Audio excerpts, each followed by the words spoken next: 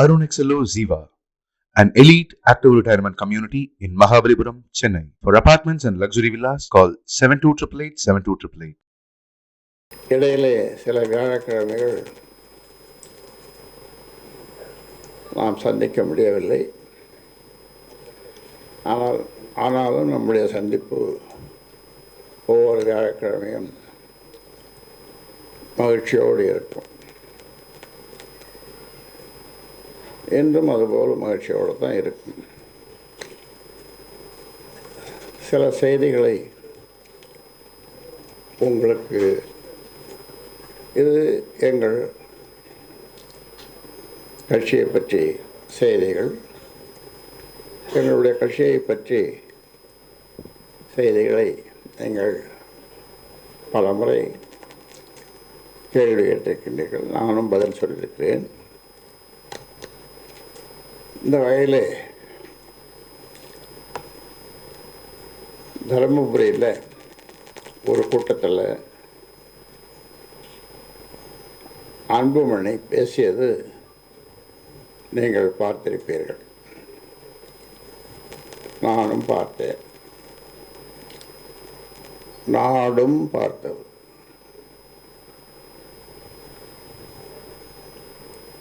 நான் என்ன குற்றம் செய்தேன், ஏன் எனக்கு இந்த பதவி நீக்கம் அல்லது பதவி இறக்கம் என்று அன்புமணி சொல்லியிருக்கிறார். இது முழுக்க முழுக்க மக்களையும் கட்சிக்காரர்களையும் திசை திருப்பும் முயற்சியாகும்.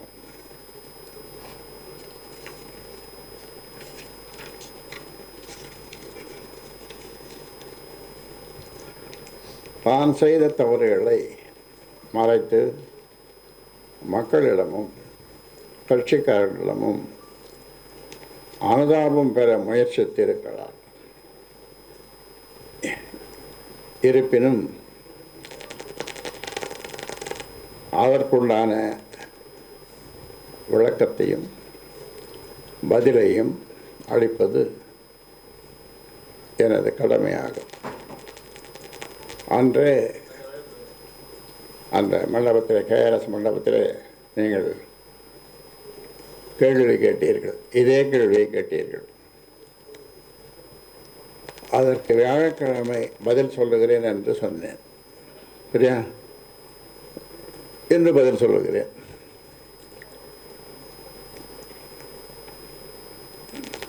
இனிப்பை தவிர்த்து, இனிப்பை தவிர்த்து கசப்பான வார்த்தைகளை கொண்ட மருந்தை தான் பதிலாக கொடுக்கும் நிலை ஏற்பட்டுள்ளது. சொல்லப்போனால்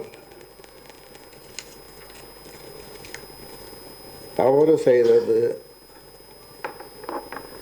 அன்புமணி அல்ல. அன்புமணியை 35 வயதில் என்னுடைய சத்தியத்தையும் மீறி 35 வயதில் மத்திய கேபினட் அமைச்சராக்கி நான் தான் தவறு செய்து விட்டேன்.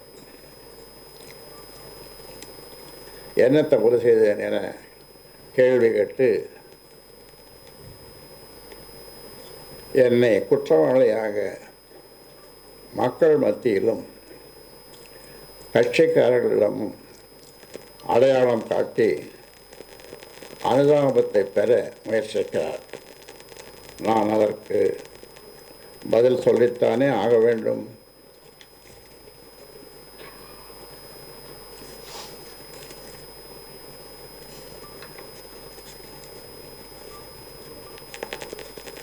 அன்புமணிதான் தவறு செய்தவர்.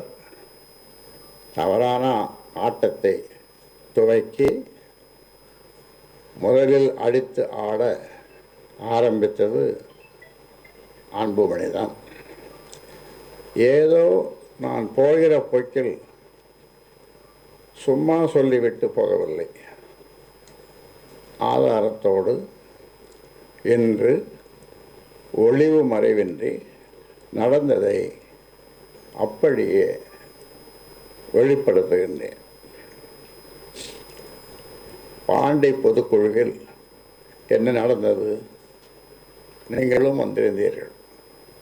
வந்தீர்களா இல்லையா? வந்தீர்கள். உலகமே பார்த்து அதிர்ந்தது. ஒட்டுமொத்த பொதுக்குழு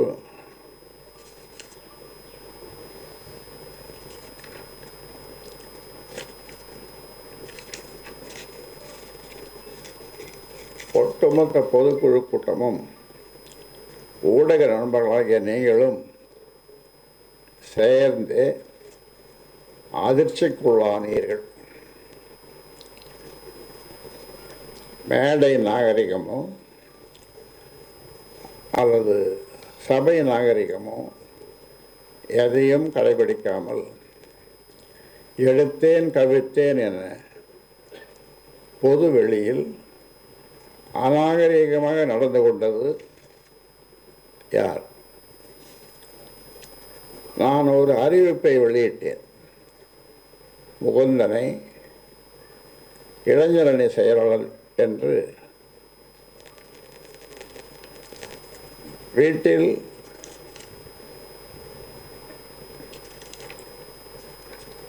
எனக்கு உதவியாகவும் கட்சியில் அன்புமணிக்கு உதவியாகவும் இருக்க முகுந்தனை நியமனம் செய்தேன். சுவற்றில் வீசிய பந்து திரும்புவது போல உடனே மேடையிலேயே மறுப்பு தெரிவித்தது சரியான செயலா? மேடை நாகரிகம் கருதாமல் அனைவரின் முன்பும் காலை ஆட்டிக் கொண்டிருந்தது சரியான செயலா?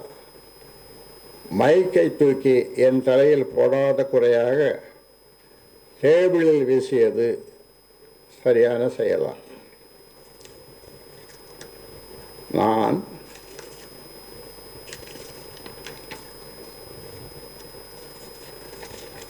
பனையூரில் அலுவலகம் திறந்திருக்கிறேன், நீங்கள் அங்கே வந்து இனி என்னை பார்க்கலாம் என்றது சரியான செயலா? தொடர்புக்கு தொலைபேசி எண்ணையும் கொடுத்தது சரியான செயலா? 4 சுவற்றுக்குள் பேசி முடிக்க வேண்டிய விஷயத்தை நடுவீதிக்கு கொண்டு வந்தது யார்? அழகான ஆளுயர கண்ணாடி என்ற கட்சியை ஒரே நொடியில் உடைத்து நொறுக்கியது யார்? கட்சியை ஒரு நொடியில் உடைத்ததை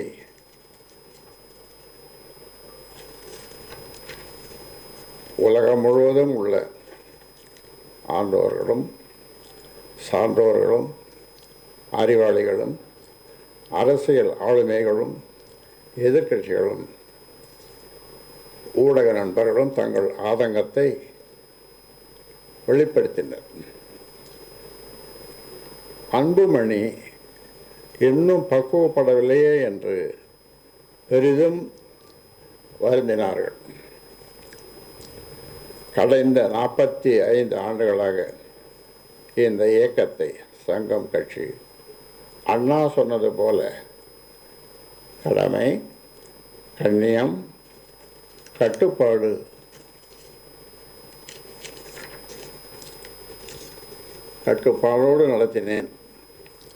நடத்தி வந்தேன். அதற்கு ஒரு களங்கத்தை அன்புமணி ஏற்படுத்தி விட்டார்.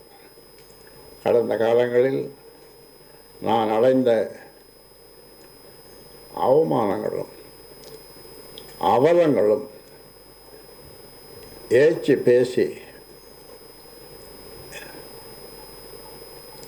ஏளனும் எள்ளி நகையாளர்களும் ஈட்டி போன்ற இழி சொற்களையும் இந்த ஊமை சனங்களுக்காக எளிதில் கடந்து வந்துவிட்டேன்.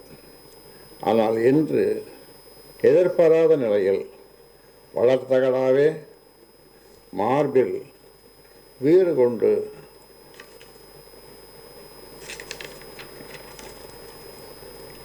இடித்ததில் நான் நிலை குறைந்து போய்விட்டேன்.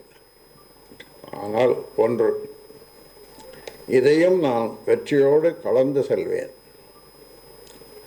அன்புமணி தொடர்ந்து கட்சி வளர்ச்சிக்கு இடையூறாக இருந்து பல தவறுகளை செய்து வந்தார். நிறைய சொல்லணும், ஆனால் ஒன்று ரெண்டு தான் சொல்கிறேன். உதாரணத்துக்கு, தமிழ்குமரனை இயக்க வளர்ச்சிக்கு பயன்படுத்தி கொள்ளலாம் என்று முடிவு செய்யப்பட்டது. தமிழ்குமரன் உங்களுக்கு தெரியும், திரைத்துறையில் இருக்கிறவர், ஜி.கே. மணியினுடைய பிள்ளை. அவருக்கு இருந்த சினிமா உலக நட்போடும்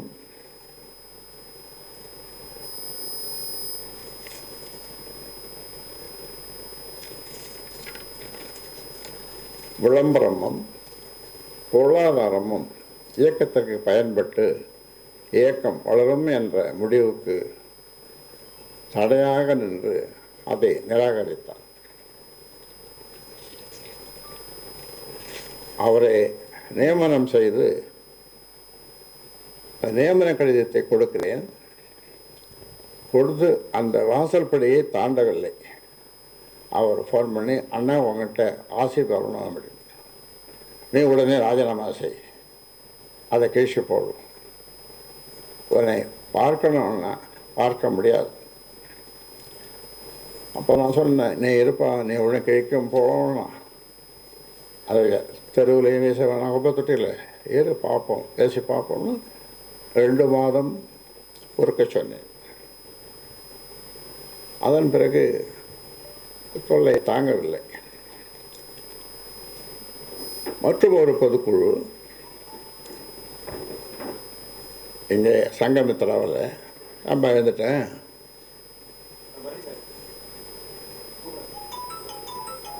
உட்காருங்க, மீதியை கேட்டுப்போம்.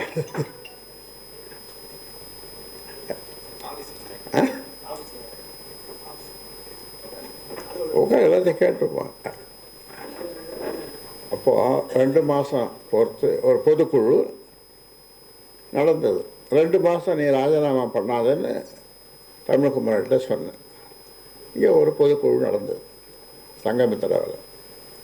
அந்த பொதுக்குழுவுக்கு அவரும் அவருடைய மனைவியும் குழந்தைகளும் புதுச்சேரி உணவு விடுதியிலே இரவே வந்து தங்கிவிட்டார்கள். எனக்கு காலையில் 7:30 மணிக்கு பல் துளைக்கிட்டு இருந்தேன். அப்போது அன்புமணி ஃபோன் செய்து, தமிழ்குமரன் அந்த கூட்டத்திற்கு வரக்கூடாது, தமிழ்குமரன் அந்த பொதுக்குழுவுக்கு வரக்கூடாது, இப்படி என்னிடம் சொல்ல. எதிர் வரிசையில் மேடையெல்லாம் நம்ம கூட போதும், எதிர் வரிசையில் எங்கேயாவது ஒரு இடத்துல இருந்துட்டு போயிருக்கலாம். இருந்தாலும் நான் அதை அவரிடம் சொல்ல, அந்த குடும்பத்தோடு வந்த அவர் எவ்வளவு கலங்கி இருப்பார், கண்ணீர் வடித்திருப்பார், அவமானப்பட்டிருப்பார் என்பது உங்களுடைய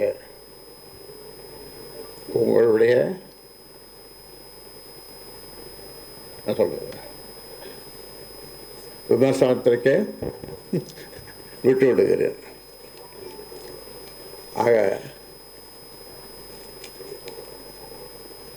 அதன் பிறகு 2 மாதம் கழிச்சு தான் சரி இப்போ நீ ராஜினாமா கொடுத்துட்டு வந்துருப்பா அப்படின்னு சொன்னேன். அது வரைக்கும் பார்க்கவே இல்லை. 2 மாதம் பொறுத்து ராஜினாமா பண்ணிட்டார். இது ஒரு அதே செயல்தான் முகுந்தனுக்கும் நடந்தது.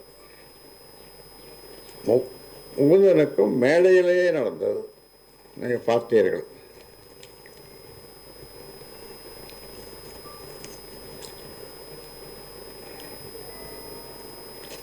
அதே மாதிரி தாய் என்னன்னு சொல்லுவாங்க, உங்கள் தாய் என்னன்னு சொல்லுவீங்க, கடவுள்னு சொல்லுவீங்க இல்லையா? இங்கே பொங்கல் சமயத்தில் இந்த பொங்கல் எல்லோரும் குடும்பத்தில் இருக்கிற எல்லோரும் உட்காந்து இந்த முகுந்தன் சமாச்சாரத்தை பேசினாங்க. எல்லாரும் பேசும்போது அம்மா ஏதோ சொன்னாங்க, ஏன்பா உன் 2வது மகளை போட்டிருந்தா நீ சும்மா இருப்பியா, அது பேசாமல் தானே இருந்திருப்பேன் அந்த பொறுப்புக்கு அப்படின்னு சொன்னது தான். அங்கே உட்காந்துன்னு பாட்டிலை தூக்கி அம்மா மேலே அடித்தான்.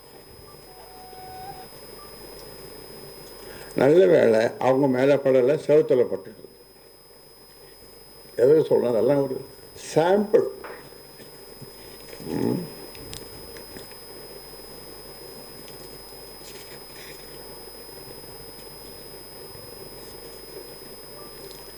கட்சியினுடைய நிர்வாக குழு கூட்டங்களில் யாருடைய கருத்துக்களையும் ஆலோசனைகளையும் ஏற்பதில்லை, வெளிப்படுத்த வாய்ப்பையும் அளிப்பதில்லை. எத்தனை பேர்ப்பா? 19 பேர். 19 பேரையும் ஒருத்தர் ஏதாவது பேசினார்னா அல்லது உடனே பேசக்கூடாது. ஆனால் நான் கட்சி சங்கம் தொடங்கிய காலத்திலிருந்து என்ன சொல்வேன், ஒவ்வொரு கூட்டத்திலேயே செயற்குழுவாக இருந்தாலும் பொதுக்குழுவாக இருந்தாலும் என்ன சொல்வேன் என்றால், என்னை விமர்சனங்கள் ஏதாவது தவறு இருந்தால் நான் திருத்திக் கொள்ளுகிறேன்.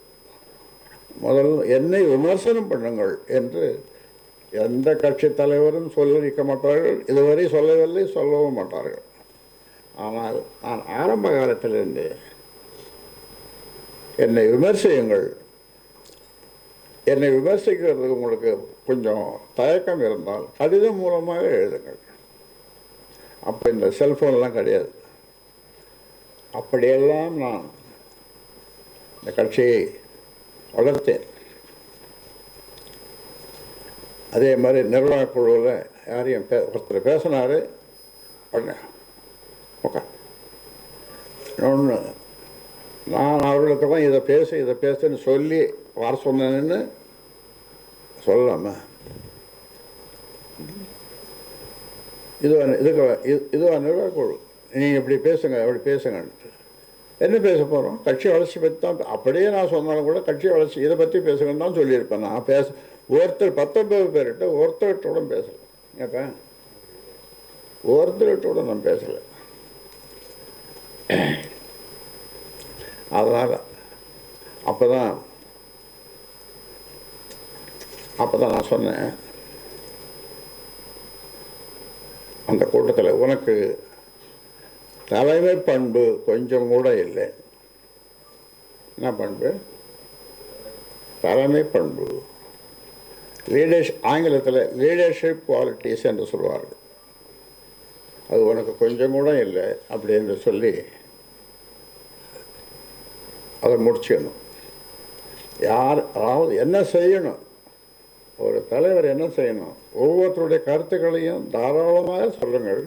என்னை விமர்சனம் பண்ணவங்களும் சொல்லலாம், தாராளமாக சொல்லுங்கள், நான் குறித்து கொள்கிறேன். ஒவ்வொருவருக்கும் 19 பேருக்கும் நான் பதில் சொல்லுகிறேன் அப்படின்னு சொல்லியிருக்கணும். அதான நிர்வாகக்குழு சொல்ல. ஆனால் ஒருத்தர் பேச ஆரம்பித்தார், போட்டு கடிச்சு குதறிட்டார் அவர். அப்புறம் எல்லாருமே நமக்கு எதுக்கு இந்த ஒம்பு, நமக்கு எதுக்கு இந்த ஒம்பு, அவ்வளோதான். இதுதான் நிர்வாகக்குழுடைய லட்சணம். அப்புறம் கட்சியினுடைய வளர்ச்சிக்காக தருமபுரி, சேலம் போன்ற மாவட்டங்களுக்கு நான் போயிட்டு வரலாமேன்னு போனேன். ரொம்ப நாள் ஆச்சு போய், தேர்தலுக்கு பிறகு போகலை. எனக்கும் ஒரு மனசு ஒரு மாதிரியாக இருந்தது. சரி, முதல்ல நான் கட்சியை வளர்த்த எனக்கு பிடித்த மாவட்டம் தருமபுரி, சேலம். சேலத்துக்காக தான் எனக்கு தலைமை நிலையத்தையும் வாங்கி கொடுத்தாங்க. ஆஃபீஸு சென்னையில் நாட்டுமுத்து நாயக்கன் தெருவில் ஆஃபீஸ் அவங்க தான் வாங்கி கொடுத்தாங்க. சரி, அங்கே போகலாமே அப்படின்ட்டு போனேன். போகிறதுக்கு அங்கே இருக்கிற உங்கள்கிட்ட சொன்னேன், உங்கள்கிட்ட சொல்லி தகவல் சொல்லுங்கள். ஆமாம், பதினேழு சார் சொல்லி நான் இது மாதிரி அங்கே போகிறேன். அங்கே அதுக்கு இதை கேளுங்க பத்திரிகை நண்பர்களே, இதை கேளுங்க, கொஞ்சம் கூர்ந்து கேளுங்க, தயவு செய்து கேளுங்க. போனால் அங்கே மைக்கை வச்சு பேசக்கூடாது.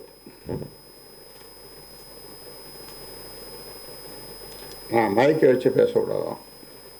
200 பேருக்கு மேலே கூடக்கூடாது அந்த கூட்டத்தில்.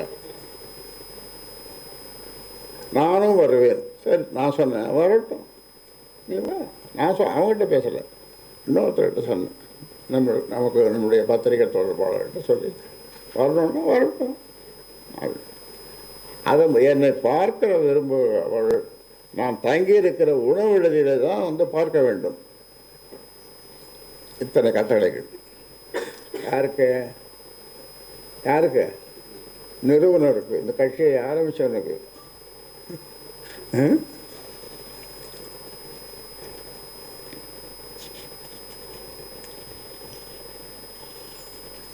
திருமண மண்டபம் கூடாது, தங்கியிருக்கும் அறையிலேயே இருந்து கொண்டு நிர்வாகிகளை சந்திக்க வேண்டும். இதெல்லாம் ஆர்டர்.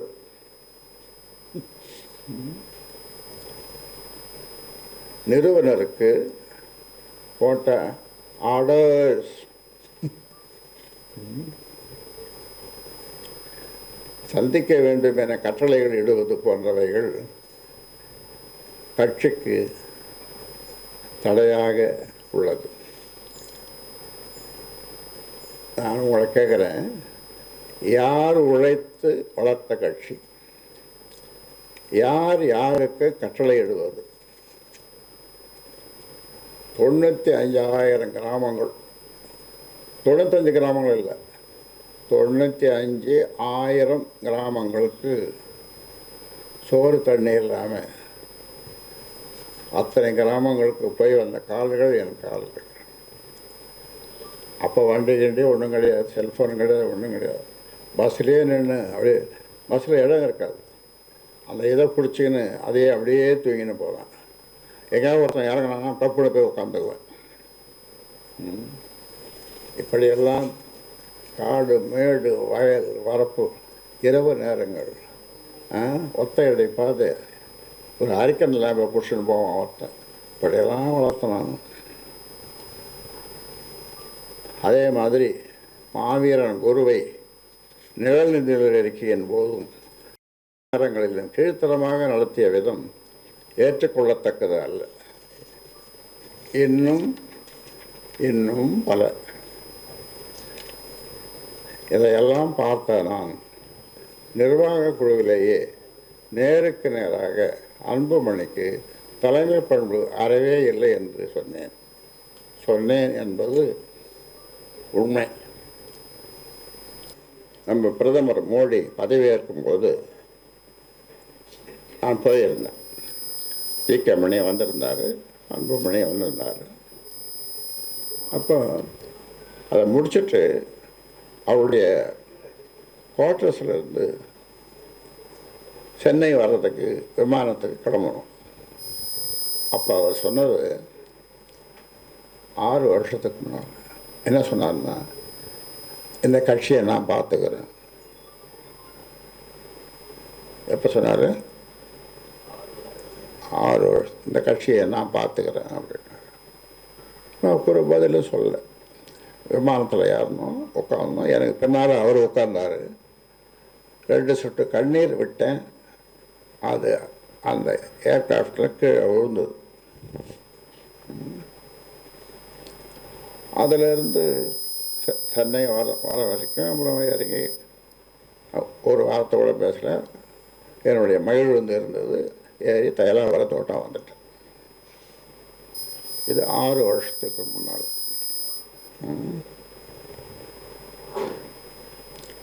எனக்கு 14 பஞ்சாயத்து வச்சாங்க. எத்தனை பஞ்சாயத்து? 14 பஞ்சாயத்து எனக்கு வச்சார். இந்த 14 பஞ்சாயத்தும் நான் 34 அமைப்புகளை உருவாக்கி இருக்கிறேன். மக்கள் தொலைக்காட்சியிலேருந்து, பசுமை தாயகத்திலிருந்து, சமூக முன்னேற்ற சங்கம் 34 அமைப்புகளை, துணை அமைப்புகளை உருவாக்கியிருக்கிறேன். அவர்கள் எனக்கு பஞ்சாயத்து பண்ணாங்க. 14 பஞ்சாயத்து. என்ன பஞ்சாயத்து முடிவில் என்னன்னா, கடைசியில்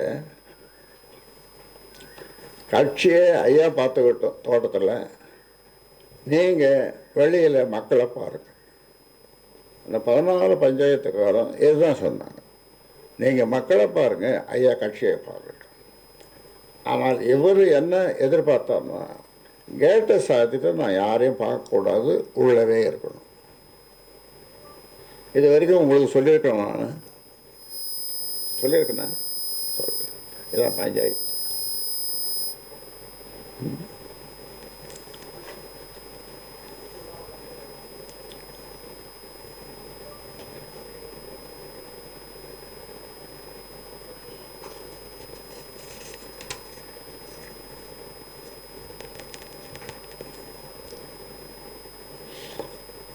அதாவது பொய் கூசாமல் பேசுவார். அதில் ஒரு 2 பொய்யை மட்டும் சொல்கிறேன். 108 பேர் மாவட்ட செயலாளர்கள். அதில் 108 பேரில் அவ்வளோ பேருக்கும் சொல்லி ஐயா கூட்டத்துக்கு போவாது. என்னைக்கு பாரு, எத்தனை நாளுக்கு? சுமாரா 14ஆம் தேதி. அதுக்கு 8 பேர் தான் இங்கே வந்தான். மீதி 100 பேருக்கு இவரே ஃபோன் பண்ணி, நேரடியாக ஃபோன் பண்ணி, போவாதீங்க. என்னப்போ, ஏன் என்னை அடிப்படை உறுப்பிலிருந்து எடுக்க போகிறார் ஐயா, என்னை அடிப்படை உறுப்பிலிருந்து எடுக்க போகிறான்னு ஒரு பொய் சொன்னதும் அவன் நின்ட்டான். 100 பேர், 8 பேர் தான் வந்தான்.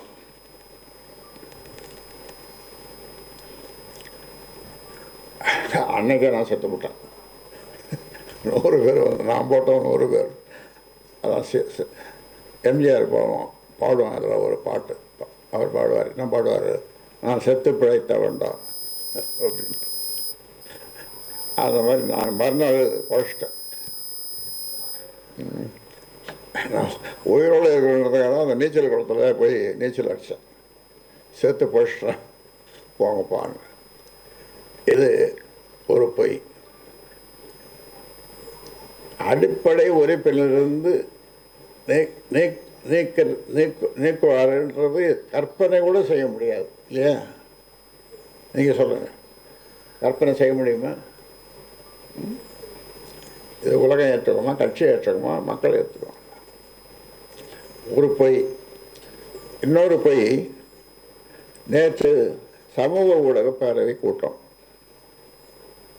அதில் அந்த கூட்டத்துக்கு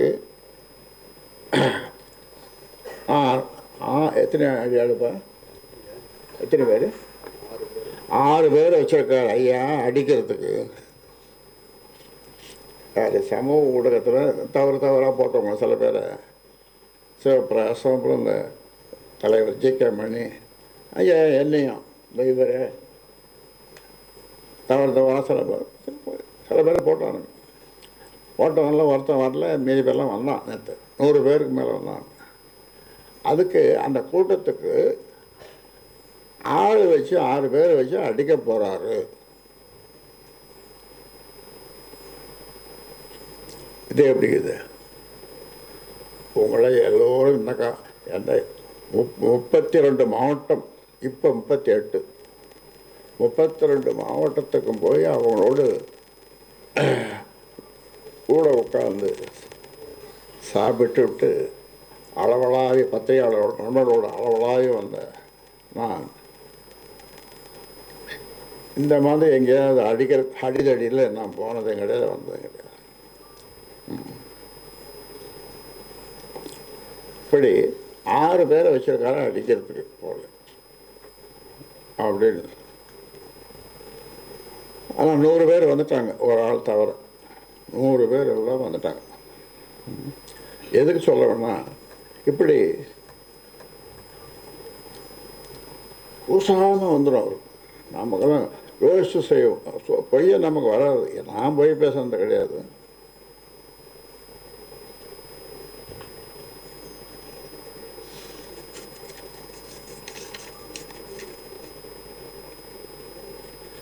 அப்புறம் இந்த பொதுக்குழுவில்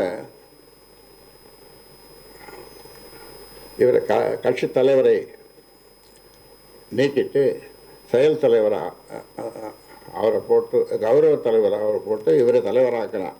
அந்த இது அதில் அதை நீங்கள் கேள்விப்பட்டீங்கன்னா, இப்போ நான் சொல்கிறேன், கேட்டீங்கன்னா ஆச்சரியப்படுவீங்க. என்னுடைய மருமகள், நான் மகாபலிபுரத்தில் கொஞ்சம் மனசு கொஞ்சம் இதுவாக இருந்தது. மகாபலிபுரத்தில் ஒரு இந்த டான் ஹோட்டலில் போய் தங்கியிருந்தேன். சரி, ஒரு 8 நாள் அங்கே போய் தங்க ஒன்றும் போகணும். அப்போது அங்கே எப்படியோ தெரிஞ்சு, நான் யாருக்கும் சொல்லலை, எப்படியோ தெரிஞ்சே வந்தது. மாமா என்னம்மாண்ணேன், மாமா நினச்சி என்னம்மாண்ணேன். அது வந்தது புதன்கிழமை. அன்றைக்கி என்னை வந்து பார்த்து, மாமா இன்றைக்கி புதன்கிழமை, அடுத்த புதன்கிழமை நாள் நல்லா இருக்குது, மண்டபம் பார்த்துட்டேன், எல்லா ஏற்பாடும் பண்ணிட்டேன், தலைவரை மாற்றணும். 8 நாளில் சாதாரணமாக ஒரு பியூன் அது ஒரு வேலைக்காரன், இந்த கம்பெனி வேலைக்காரனுக்கு கூட 1 மாதம் டைம் கொடுப்பாங்களா இல்லையா? கொடுப்பாங்க. நீ இந்த மாதத்தோட இந்த தேதியில் நீ விலகலை ஓய்வு பெறலைன்னு சொல்லுவாங்க. ஆனால் இவர் 8 நாளில் மண்டபம் பார்த்துட்டேன், எல்லாம் சரி ரெடி பண்ணிட்டேன் அப்படின்ட்டு 8 நாள். இந்த புதன்கிழமைலேருந்து என்ன பார்க்குறது, அடுத்த புதன்கிழமை பார்த்து எல்லாம் மண்டபம் கூட எல்லாம் பண்ணிட்டேன். அப்புறம் நான் அவர் தலைவரை வர சொல்லி, கம்பெனியை வர சொல்லி சொன்னேன். இது சொன்னது அவர் போய் என்ன பண்ணார், அவங்க மச்சனை தம்பி அவங்ககிட்டலாம் சொல்லியிருக்காரு. அவங்க இவர் ஜோசியம் கடவுள் நம்பிக்கைலாம் இவர் கிடையாது கம்பெனிக்கு.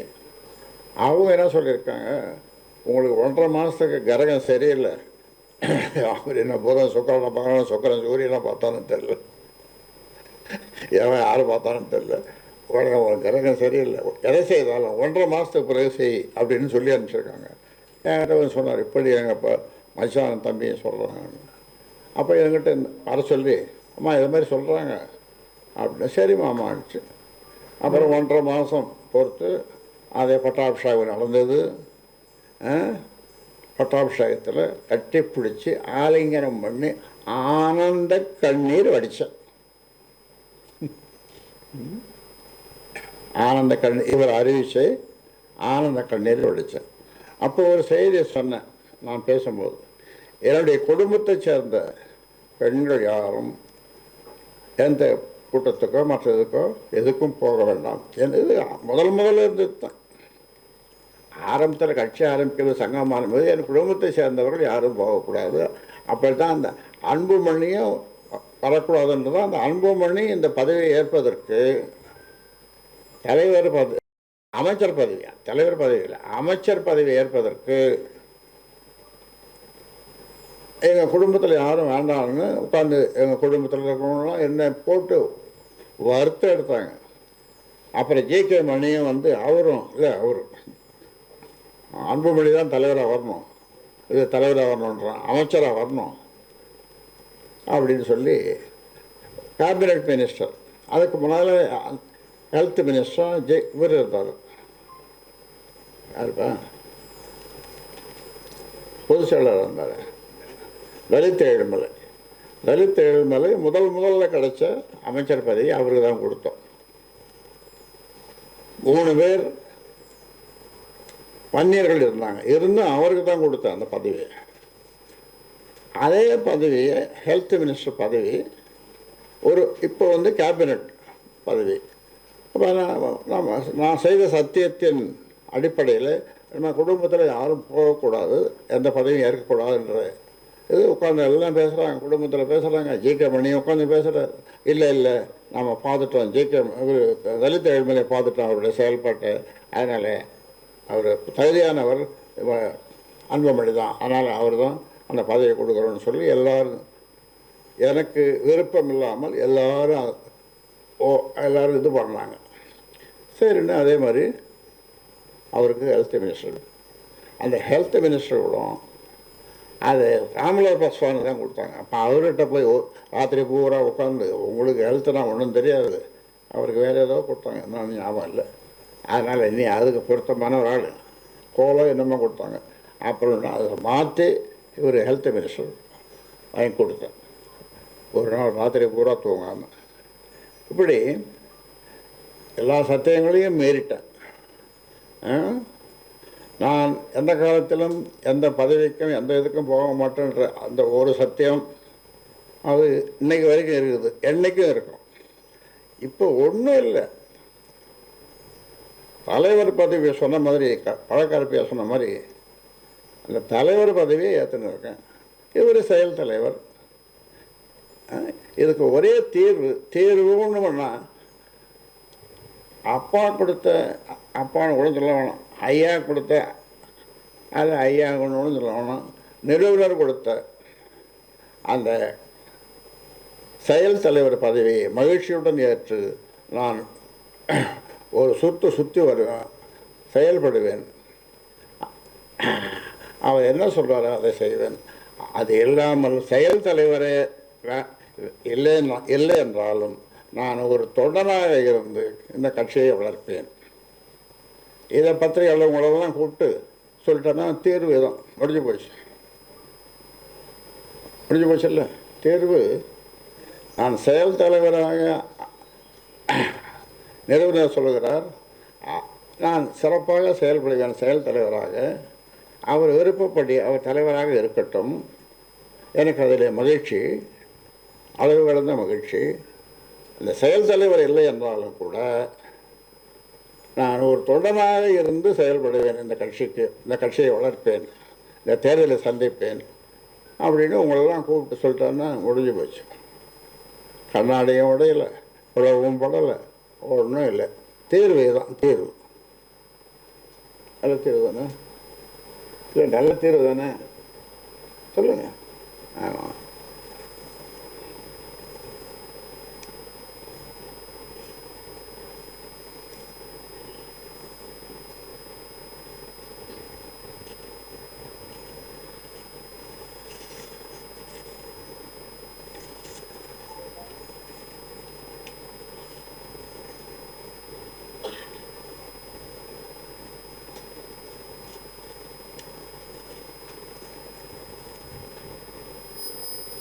இந்த கூட்டணி இப்போ நடந்த தேர்தலில் இந்த கூட்டணியை பற்றி பேசுவோம். நான் அதிமுகவோட கூட்டணி சேரணும்னு சொல்லி இவருக்கு ஒரு கடிதம் எழுதி கடைசியில் டைப் பண்ணது. கடைசியில் என் கைப்படவே அந்த கடைசியில் 4 வரி, நீயே எடப்பாடி பழனிசாமி கிட்ட பேசு, நீயே எடப்பாடி பழனிகிட்ட பேசு அப்படின்னு சொல்லி கையாலே எழுதுனேன். அதே மாதிரி பேசினாப்பில் எடப்பாடிகிட்ட பேசினார். எடப்பாடியும் நம்ம சி.வி. சண்முகங்கிட்ட சொல்லி, சரிப்பா சொல்கிற மாதிரி பண்ணிடுப்பா அப்படின்ட்டார்.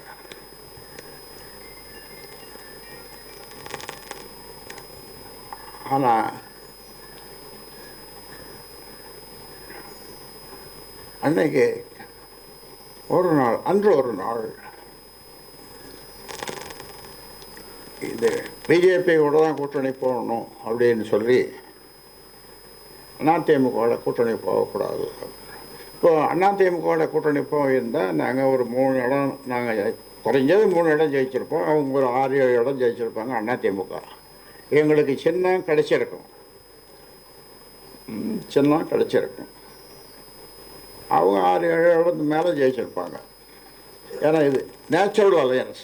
அதிமுக பாட்டாளி மக்கள் கட்சின்றது ஒரு இயற்கையான கூட்டணி அந்த காலத்தில் இருந்து நேச்சுரல் அலையன்ஸ்னு சொல்லுவாங்க. அந்த மாதிரி எல்லாம் பேசி முடிச்சுட்டு கடைசியில் இந்த கால அன்புமணி பிடிச்சினால இந்த தொடைய அந்த பக்கம்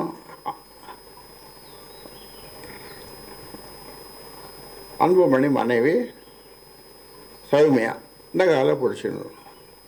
2 பேரும் அழறாங்க. எதுக்கு அழறாங்க? பிஜேபியோட கூட்டணி போகணும்.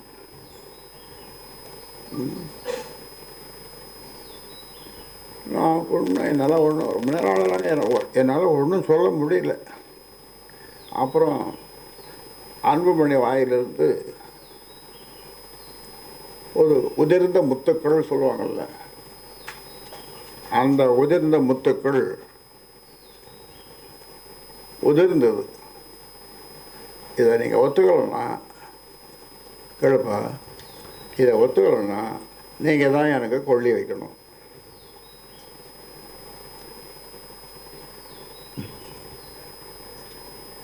நீங்கள் தான் எனக்கு இந்த பக்கம் இவர் தொடைய பிடிச்சினால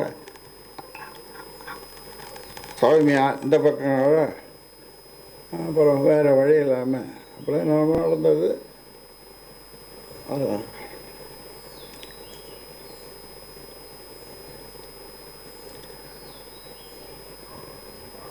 சரின்ட்டு இது எல்லா ஏற்பாடும் பண்ணிடுது சௌமியா.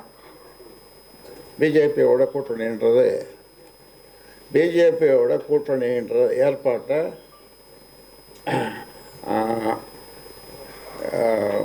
என்னப்பா அண்ணாமலையா? ஆமாம், அண்ணாமலையோடலாம் பேசி எல்லாம் மறுநாள் காலையில் பார்த்தா அவங்க வெளியில் பாரத் மாதாக்கே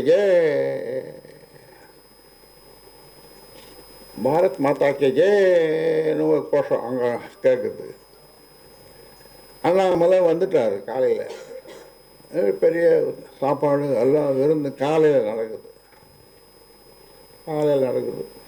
எனக்கு தெரியாமே நடக்குது. அது அப்புறம் நிறைய கதை இருக்குது. வேட்பாளர் தேர்வு அது இது எல்லாம் வரும். அதெல்லாம் இருக்குது. அதெல்லாம் உங்களுக்கு தேவையில்லை. இப்படி கூட்டணி கொள்ளி வைக்கிறது.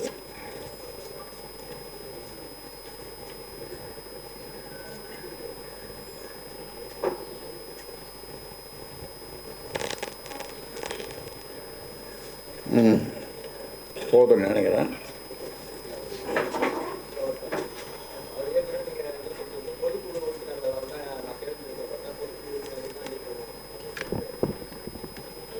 பொதுக்குழு உறுப்பினர்கள் பொதுக்குழு எப்பொழுதும் வச்சுக்கலாம். அது ஒன்றும் இல்லை. ஏன்னா பொதுக்குழு 3 வருஷத்துக்கு ஒரு தடவை பொதுக்குழு கூடணும். 3 வருஷம் முடிஞ்சிடுது. பொதுக்குழு வச்சு அப்படியே செய்யலாம். அதாவது அரசியல் முதல்ல இந்த கட்சி ஆரம்பிக்கும் போது அரசியல் இது எங்கே பாரு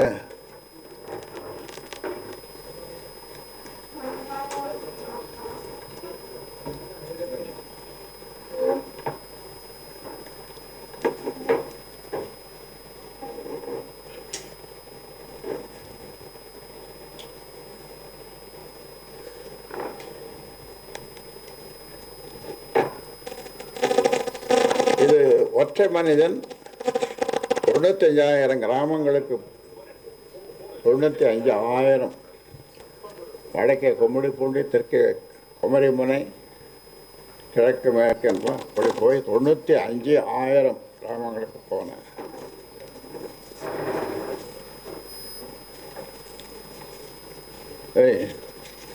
இதை படிக்க முடியாது. இந்த இதை ரொம்ப சின்ன இருக்கு.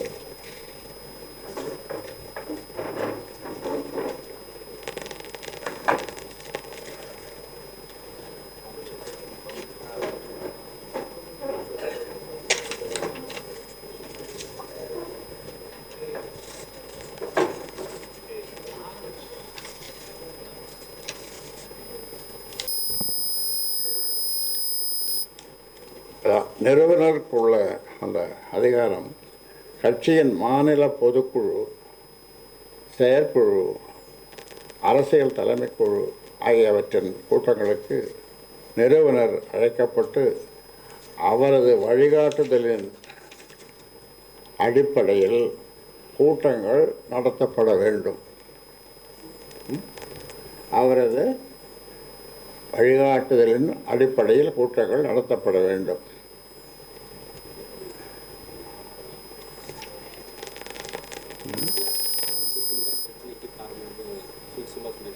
பாஜக கூட்டணியில பாமக இருக்குதா இல்லையா?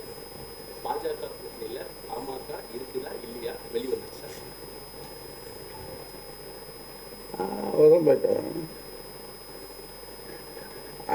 அவரை தான் கூப்பிடணும். இருக்குதா இல்லையான்னு இன்னொரு கூட்டம் கூட்டு செயற்குழு பொதுக்குழு நிர்வாகம் எல்லாம் கூட்டம் கூட்டி முடிவு போகணும். இப்போ அது சில சங்கடங்கள் இருக்குதா இல்லையா இருக்குதா அப்படின்னு சொல்கிறதுக்கு சில சங்கடங்கள் இருக்குது.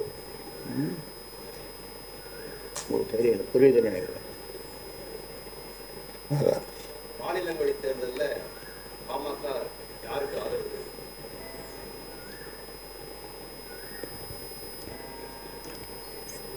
மாநில அவங்க தேர்தலில் ஏன் நாங்களே கேட்கக்கூடாதா? எங்களுக்கு வேணும்னு இல்லை எனக்கே வேணும்னு கேட்கக்கூடாதா?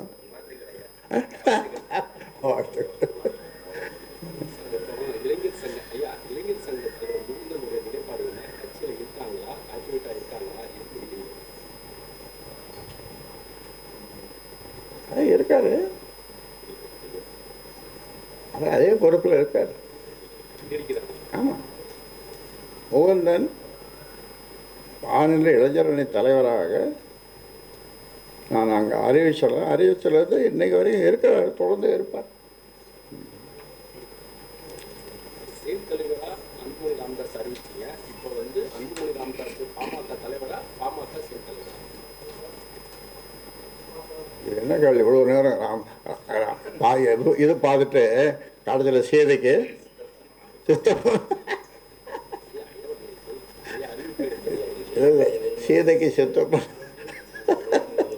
விடிய ராமாயணம் பார்த்துட்டு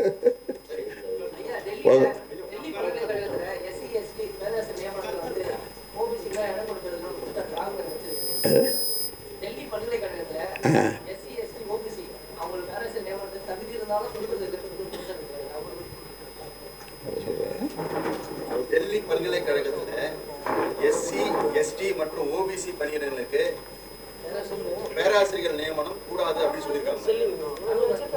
யார் சொல்லிடுறது? பணி வழங்கப்படாதுன்னு சொல்லிட்டு ராகுல் காந்தி குற்றச்சாட்டு வச்சிருக்காங்க. பாட்டாளி மக்கள் கட்சியை பொறுத்த வரைக்கும்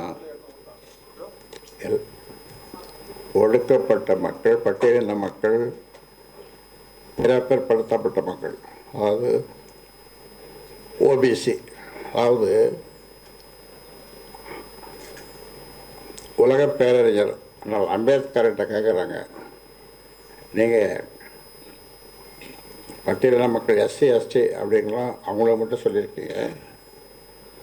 அப்போ அவர் சொல்கிறார், மற்ற இவங்க தான் இந்த எஸ்சி, எஸ்டி தான் அவர் சொல்கிறது பிற்படுத்தப்பட்ட மக்கள்னு சொல்கிறார். யார்? அம்பேத்கர். பிற்படுத்தப்பட்ட மக்கள். அப்புறம் இன்னும் வேறு யாராவது இருக்காங்கன்னா அதர் பேக்வர்ட் கிளாஸஸ், இவங்கெல்லாம் பிற்படுத்தப்பட்ட மக்கள் எஸ்சி, எஸ்டி. மற்றவங்க அதர் பேக்வர்ட் கிளாஸஸ், அதுதான் அதர் ஓபிசி. இப்போ நாமெல்லாம் இப்போ ஓபிசி, ஓபிசி. அது அந்த ஓபிசின்ற அந்த இதுக்கு ஒரு அழுத்தம் கொடுத்து அதை கான்ஸ்டியூஷனில் கொண்டு வந்தது அம்பேத்கர் தான். சரி.